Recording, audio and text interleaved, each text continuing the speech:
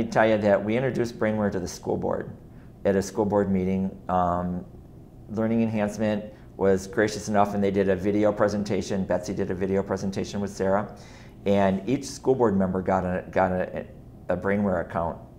And so they played and did Brainware, and I say played because that's what it was. They played Brainware that night at school during their school board meeting, and then we went to their homes and installed Brainware on their home computers so they could use it. And we promised them we wouldn't look at their results, so I can't tell you what the results are because I've never looked at them, although I could.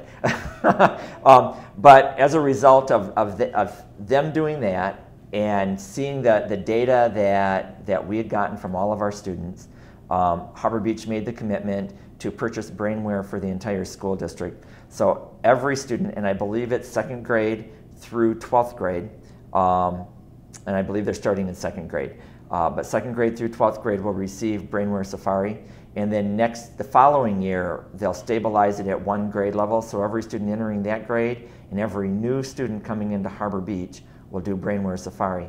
And you know, Roger, I have to tell you that, and I don't think I've said this to you before, this is how important Harbor Beach thinks it is. In the state of Michigan in June, beginning of June, the governor announced they were cutting hundreds of dollars per student for our student aid accounts. And that's for this past school year, so the money's already spent. And it's not coming back next year. So all the school districts in Michigan have to figure out where they're going to get money to balance their budgets, because we have to have balanced budgets by law. Harbor Beach made their commitment to Brainware Safari, their paid commitment to Brainware Safari, after that announcement came out.